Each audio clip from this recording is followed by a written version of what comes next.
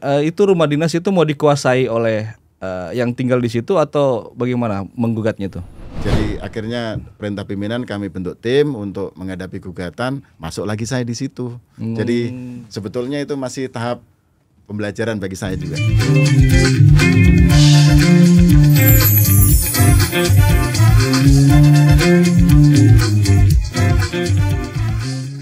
Assalamualaikum warahmatullahi wabarakatuh. Sahabat setia hingga akhir, Sultan Hasanuddin Podcast.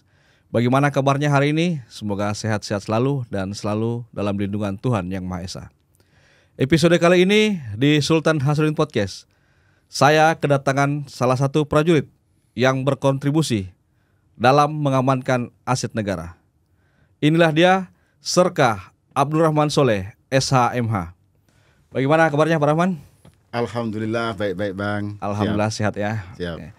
Ini Pak Rahman kalau saya lihat gelarnya cukup panjang. Mungkin Pak Rahman bisa memperkenalkan diri, termasuk satuan dari mana? Siap. Terima kasih Bang atas kesempatan yang diberikan. Mohon izin memperkenalkan diri. Nama saya Abdurrahman Soleh, SHMH, pangkat Sersan Kepala. Kami dari Satuan Kumdam, Jabatan Bintara Administrasi, Pelaksanaan Bantuan dan Dukungan Hukum Kumdam 14 Hasanuddin. Saya alumni dari Tamtama Secata tahun 97 gelombang 1. Terus pada tahun 97 melanjutkan pendidikan kejuruan hukum di Grogol, Pusdikum Grogol. Terus saya mengikuti Cabarek pada tahun 2009. Kalau pendidikan militer itu Bang. Kalau pendidikan umum, saya S1 di Universitas 45 Makassar. Lulus tahun 2005. Tahun 2005 Pak ya. 2005. Selanjutnya saya ngambil strata 2 di Universitas Muslim Indonesia. Habis Diktukba pada waktu itu, tahun 2010. Jadi saya Diktukba 2009, 2010 saya masuk S2, selesai tahun 2012. Terus untuk pendidikan spesialisasi karena basicnya kami adalah orang hukum. Betul. Ya, jadi kami ikut PKPA, Pendidikan Khusus Profesi Advokat. Oh iya. Siap. Pak Abdurrahman sebagai lawyer, mungkin pengalaman tugas sebagai lawyer di militer ini apa saja Pak? Jadi pada waktu selesai S1 kan saya masih pangkat praka pada waktu itu Bang. Jadi pas selesai 2005, kebetulan ada perkara baru terhadap gugatan itu. Jadi begitu selesai di wisuda kami langsung action. Langsung main. Siap. Terus ikut terus dilibatkan dalam perkara-perkara gugatan. Perkara pertama saya masih ingat itu gugatan terhadap Makodam ini. Alhamdulillah menang sampai di tingkat PK pada waktu itu. Alhamdulillah. Terus berjalan terus sampai kami dampingi perkara komando. Pas serentak tahun 2006 itu ada gugatan rumah dinas. Rumah dinasnya yang di rumah daerah dinas mana? Ini di sepanjang Jalan Cenderawasih, terus di Komplek Perwira di Mapawodang, terus di Komplek Perwira Mapanyuki, terus ada sebagian di rumah dinas di Jalan Buntu Terpedok di dekat Rumah Sakit Lamunia. Itu rumah dinas itu mau dikuasai oleh yang tinggal di situ atau bagaimana menggugatnya itu? Kalau yang masuk gugatan itu sudah pernah ditegur. Jadi pada waktu itu tim Bakor Latif diketuai oleh Bapak Irdam sudah menyiapkan teguran. Sudah ditegur 3 kali, tidak mau keluar malah mengajukan gugatan di pengadilan. Untuk memiliki rumah dinas? Untuk memiliki rumah dinas. Oh, siap.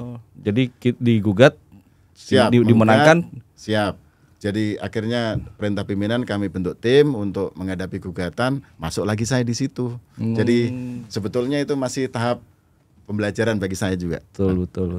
Luar biasa pengalaman menjadi kuasa hukum Kodam Pak ya. Siap. Mungkin pengalaman tuas yang menonjol selama menjadi advokat Kodam? Tahun 2013 itu waktu kami menghadapi ada gugatan perkara di kantor Denpom Makassar. Kebetulan yang digugat itu Bapak pertama Bapak Denpom, yang kedua Pangdam, terus yang ketiga Bapak Kasat. Isi gugatannya apa itu Pak Rahman? Jadi ada yang mengklaim bahwa kantor Denpom beserta tanahnya itu adalah miliknya. Nah itulah kesempatan saya pertama ditunjuk selaku tim kuasa hukum Bapak Kasat. Pengalaman pertama pada waktu itu. Jadi tahun 2014 gugatan masuk. Berarti Pak Rahman yang sebagai memimpin barisan Kodam ini? Tidak juga Bang. Jadi dalam menangani perkara kan tetap juga pimpinannya kan Kakumdam. Jadi kita dibentuk tim, cuma kebetulan kami dipercaya untuk konseptor. Jadi mau dari kuasa hukumnya Denpom maupun Pangdam maupun dari Kasat minta konsepnya dari saya juga. Oh, dari Pak Rahman semua ya? Siap. Setelah kami ajukan konsep, kami juga laksanakan gelar perkara di Kumdam. Di Kumdam. Sebelum kami kirim, kami sampaikan ke pimpinan, mohon izin Bapak, kami sudah siap konsepnya, mohon izin kalau berkenan ini kami tampilkan, kami paparkan seluruh tim, kalau setuju baru kami kirim, seperti itu. Selain yang di kantor Pomdam tadi, di mana saja?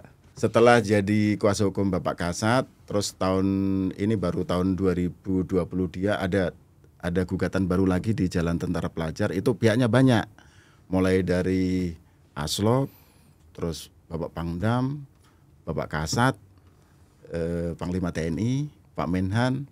Kebetulan saya sampai dengan Pak Menhan ya? Sampai Pak Menhan. Jadi ada kebanggaan tersendiri juga bagi saya, ditunjuk lagi sebagai kuasa hukumnya. Jadi kalau yang dari Bapak Aslok dengan Pangdam, kuasa hukumnya dari sini. Kalau yang dari Bapak Kasat, kami bergabung dengan tim dari Mabesat.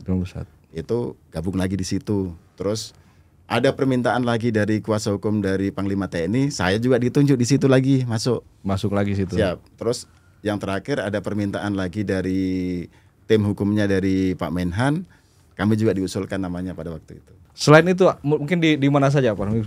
Dari dua tempat itu mungkin masih ada yang berkesan betul Pak Rahman ingat. Jadi setelah itu ada lagi gugatan ini tentang tanah Koramil ujung tanah Pak, Koramil 01. Itu sertifikatnya digugat di PT UN. Jadi ada yang menggugat itu ternyata penggugatnya istri mantan dan Ramil pertama itu di situ. Karena di sertifikat itu atas nama Menhan, jadi dari Pengadilan Tata Usaha Negara memanggil Pak Menhan juga untuk hadir sebagai pihak intervensi di situ. Dari Menhan juga ada permintaan nama-nama untuk jadi tim kuasa hukumnya, kami diusulkan lagi. Jadi yang kedua kami dari tim kuasa hukumnya Pak Menhan pada waktu itu. Mungkin bisa sedikit ada bocoran. Ini range yang dimenangkan Pak Rahman ini kan mungkin bernilai asetnya kira-kira sekitar berapa? Banyak Bang. Kalau yang tapi ada sampai ratusan miliar? Lebih. Kalau yang dari satu objek saja yang menonjol itu ada hampir 180 miliar. Tapi kalau yang kami tangani ada tiga objek itu yang memang nilainya besar. Hasil pencapaian yang menonjol selama menjadi lawyer, apa saja ini yang Pak Rahman berhasil capai khususnya di Kodam 14 ini? Jadi hasil capaian yang menonjol ini kami kualifikasikan karena dengan alat bukti yang sangat minim dan objek itu belum bersertifikat tapi bisa kita menangkan, seperti itu. Yang pertama yang kami sangat berkesan itu adalah perkara gugatan terhadap kantor Denpom Makassar di Jalan Sudirman. Yang di Jalan Sudirman. Ya, itu luasnya 2.300. Berdasarkan dengan alat bukti yang ada itu sebetulnya belum masuk di aset IKN. Statusnya sewa.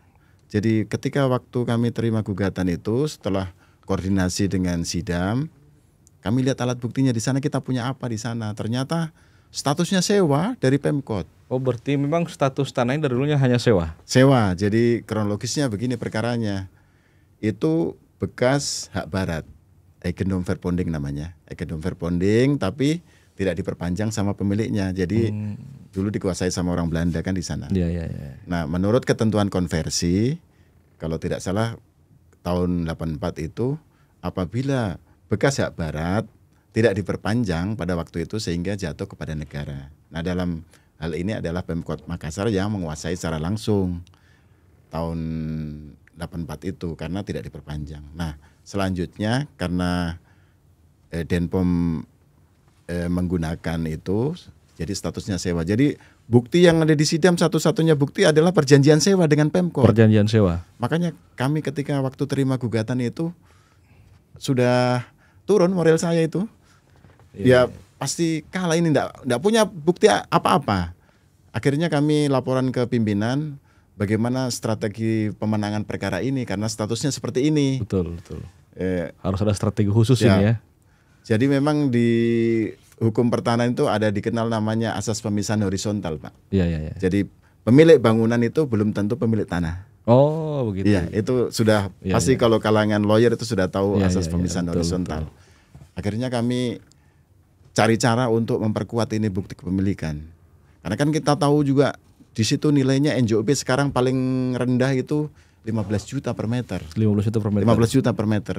Sehingga dengan tim lawyer ini yang bekerja sama, akhirnya kami dapat perkuatan beberapa alat bukti dan alhamdulillah kami menang di perkara itu. Bisa dimenangkan. Bisa dimenangkan.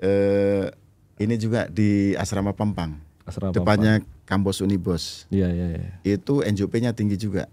Kalau itu ada gugatan dari ahli waris, tapi alat buktinya agak bagus dibandingkan dengan kantor Denpom tadi. Karena itu memang sudah tercatat dari dalam aset IKN. Itu luasnya 3.500, belum bersertifikat. Itu berasal dari pembebasan dari ini tim gabungan pengadaan tanah untuk kepentingan umum. Jadi pada waktu itu Pak, kami terima perkara itu sudah dalam kondisi kalah. Tahun 2005 itu kami sudah kalah di tingkat kasasi. Jadi awalnya ada gugatan dari ahli waris yang mengklaim itu tanah, itu tahun 2001.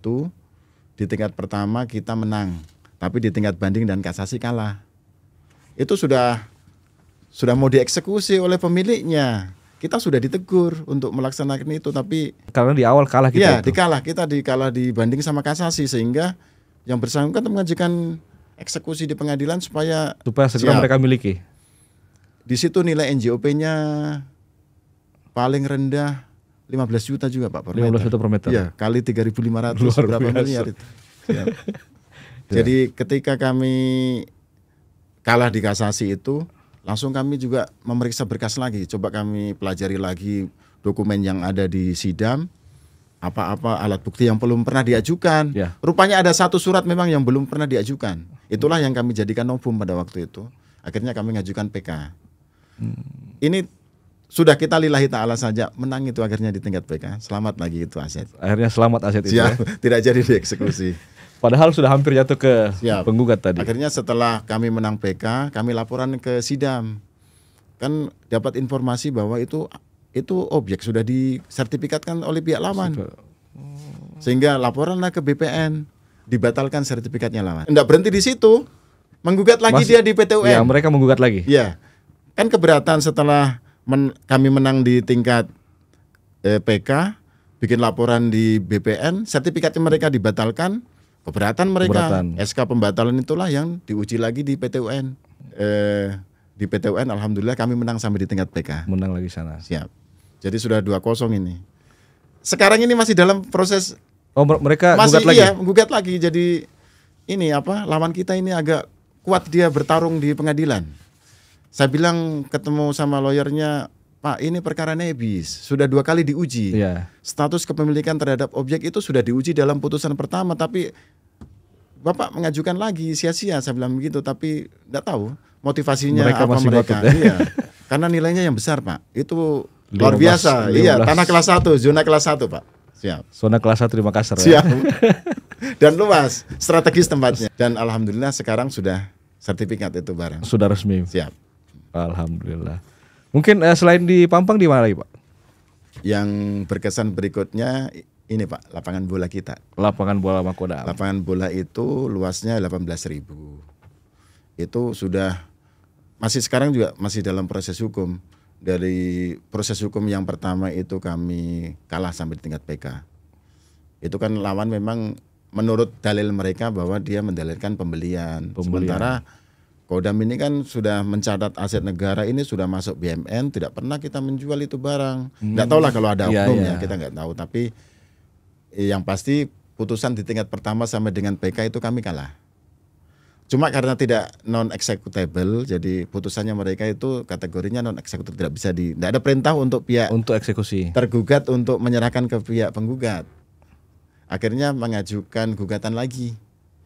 Mengajukan gugatan lagi. Tingkat pertama kami kalah. Ya, kalah kami. hampir dieksekusi juga, sudah mengajukan permohonan, kami juga tim kuasa hukum sudah dipanggil ketua pengadilan.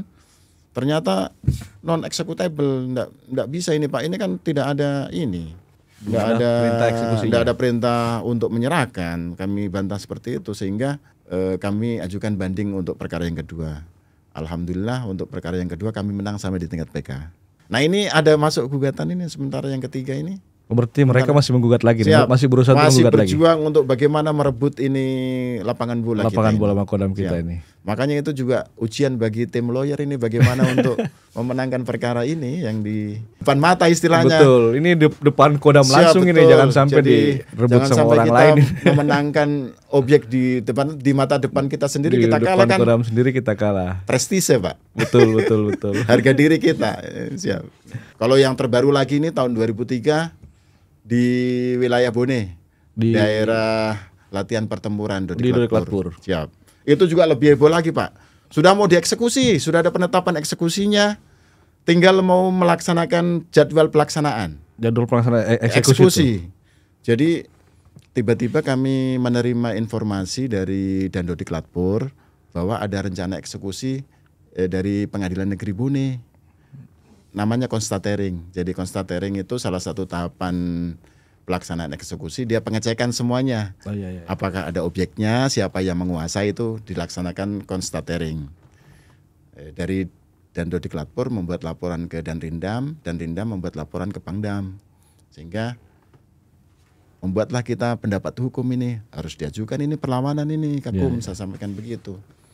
Artinya kenapa perlawanan? Selama proses berperkara ini kita tidak pernah dilibatkan. Jadi pada dia baku atur-atur antara mereka saja penggugat termasuk baku atur-atur alat buktinya, padahal dia tidak pernah kuasai itu objek kita kuasai. Kenapa tiba-tiba ada putusan yang mau dieksekusi ini barang? Tiba-tiba turun putusan bahwa mereka yang memiliki aset luas itu. Pak, di situ yang diperkarakan itu 3 hektar. Sekitar 3 hektar. 3 hektar. Jadi memang masuk daerah latihan kita. Akhirnya, masuk wilayah Dodik Latpur memang itu. Ya betul. Itu di kampung Libureng memang sudah tidak terlalu jauh dari Dodik Latpur. Akhirnya alhamdulillah dengan keterbatasan alat bukti kita dikabulkan perlawanan kita Bang. Dibatalkan itu eksekusi. Padahal sudah hampir jadi sudah ada penetapan, sudah terjadwal mau dilaksanakan. Akhirnya dibatalkan. Siap. Mulailah perlawanan kembali. Namanya perlawanan pihak ketiga, Derden Verset namanya itu. Mungkin satu-satunya perlawanan yang dikabulkan ini Pak. Nah kami dari beberapa referensi perlawanan jarang-jarang dikabulkan. Makanya ini kami sangat bersyukur. Mungkin hakim melihat ini betul-betul aset negara dan dikuasai oleh pihak ketiga. Nah pihak ketiga ini tidak pernah ditarik sebagai pihak dalam perkara sebelumnya itu. Kemarin perlawanan kami menang, keberatan ini kan lawan. Dia ngajukan bandingnya ditolak. Terus ngajukan kasasi. Siap. Oh ya Pak Rahman, ini kan ada beberapa permasalahan yang menonjol Pak Rahman tadi ceritakan. Siap. Dan rata-rata berhasil lah. Itu kan yang berhasil. Siap, betul, Bang. Mungkin ada penghargaan yang Pak Rahman terima ini kan mulai dari tingkat Kodam sampai bahkan dari tingkat Kemhan yang Pak Rahman tangani, mungkin ada penghargaan mungkin. Setiap ada tahapan capaian kan kami sebetulnya bikin laporan tertulis Bang. Ya. Jadi kami bikin laporan tertulis ke Bapak Pangdam. Itulah mungkin ada apresiasi pada waktu itu. Jadi pas kami tangani perkara yang di ini pembatalan sertifikatnya lawan yang terkait perkara di Pampang. Oh yang di Pampang. Ya pada tahun 2018 itu kami kan pas habis memenangkan di tingkat pertama. Ya. Kami sampaikan ke Kakumdam pada waktu itu Pak Kolonel Mariono. Laporan ke Pangdamnya pada waktu itu Pak Maijen Agus Surya Bakti. Oh Pak Agus Surya Bakti. Siap. Akhirnya kami diusulkanlah untuk mendapatkan penghargaan pada waktu itu. Tingkat yang memberikan penghargaan ini dari siapa? Jadi kami diusulkan ke Sumat. Tahun 2018 itu kami diusulkan untuk dapat penghargaan. Akhirnya turun. Kami diberikan penghargaan bidang kinerja. Artinya sesuai dengan tugas kami hari-hari itu memberikan bantuan hukum kepada prajurit maupun yang khusus ini tentang aset yang kami menonjol di situ. Jadi tahun 2018 dapat piagam penghargaan Kasat. Terus ada juga di Skep Kasat itu kami sebetulnya dapat prioritas untuk seleksi ikut di TUPA. Oh, untuk di TUPA. Berarti dalam penghargaan itu tertuang juga prioritas untuk mengikuti seleksi di TUPA. Siap Bang, tapi ada catatannya setelah eligible. Oh, setelah eligible. Amin, semoga segera eligible. Siap Bang. Ketentuannya berubah-ubah Bang. Mungkin penghargaan lain mungkin. Penghargaan lain tahun 2014 pada waktu HUT Kodam kami juga dapat penghargaan dari Bapak Pangdam. Bidang kinerja juga dan bantuan hukum. Siap. Terus tahun 2017 dari Kakumdam internal kami juga bidang kinerja dan bantuan hukum. Jadi 3 itu kami dapat penghargaan. Tapi tingkatannya cukup luar biasa. Semoga tahun ini atau mungkin segera mungkin eligible supaya segera bisa. Sudahlah Bang, yang penting kita bekerja dengan baik Bang. Jangan dipikirkan itu Bang. Siap. Kami prinsipnya bagaimana memberikan sumbangsih bagi satuan. Ilmu yang kita miliki bisa bermanfaat bagi satuan. Siap Bang. Siap. Sampai sejauh ini apa yang memotivasi Pak Rahman sehingga sampai dengan sekarang ini? Motivasi saya untuk terus belajar itu begini Bang. Biar pemikiran kita juga ini bermanfaat bagi sesama kita prajurit. Ada permasalahan, minta advice ke kita berikan saran, nasihat dan bermanfaat bagi mereka. Jadi saya prinsipnya bagian jadi solusi, bukan jadi bagian dari masalah, seperti itu. Siap. Dan harapan kami juga untuk adik-adik saya untuk terus menambah wawasan. Jadi bekal-bekal yang kita miliki nanti itu berguna untuk satuan. Seperti itu Pak. Berarti itu yang motivasi Pak Rahman selama ini ya. Siap.